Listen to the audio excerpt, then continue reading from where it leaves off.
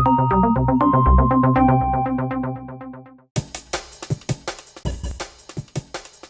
to the Miami Herald Business Show. I'm Niala Boodhoo. We often talk about the impact international trade has on our local and state economy. More than 850,000 people in the state of Florida have jobs that are dependent on trade. Most of that work is here in South Florida. In fact, 57% of the multinational corporations that have offices in Miami-Dade and Broward County also have Latin American and Caribbean headquarters here. So that's one reason why our local economy is so linked to what happens in the Americas. My guest today is the World Bank's chief economist for Latin America and the Caribbean, Augusto de la Torre, who's based in Washington, D.C. He's joining me now via Skype. Augusto, thanks for joining me. Tell me, can you first give me a brief overview of Latin America's economy right now?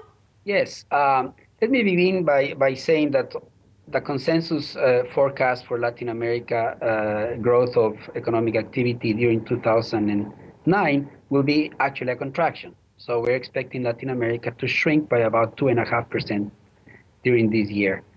That contraction is not the worst in the world. In fact, some other regions and countries of the world will have a bigger contraction.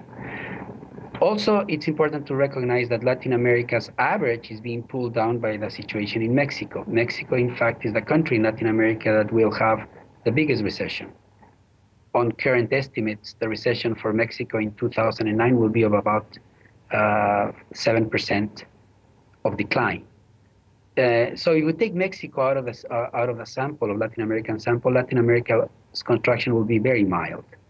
This is important to keep in mind because compared to other regions, we can say fairly confidently Latin America has performed better in this crisis, but it of course has had to absorb some pain because this crisis has been very strong throughout the world. Speaking of Mexico, you were saying that Mexico is obviously the worst right now in Latin America. When do you see that getting better? When the U.S. embarks in a stronger recovery path, that will pull Mexico from the recession. In fact, about 80% of Mexico's external trade, international trade, is with the U.S.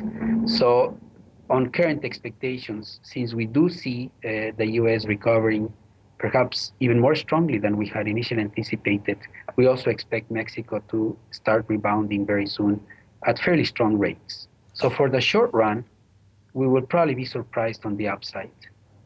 Things will be better than expected. Beyond the short run, we have different issues. Okay. Where are you seeing the biggest opportunities for growth? What are the best stories right now in Latin America?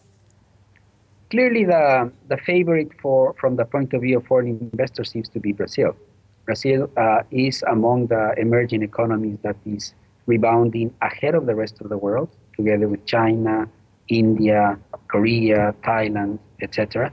And so Brazil is experiencing already the benefits of this optimism in terms of capital inflows and investment. So Latin America, for the moment, in Latin America, Brazil is the brightest spot. But I think more generally, we probably can say since Latin America will not come out of this crisis with systemic damage, and that's the good news, Latin America on average is better positioned to benefit from a faster recovery because it will probably be seen as a more interesting place of destination for investment, given that Latin America has done relatively well compared to other regions in this crisis.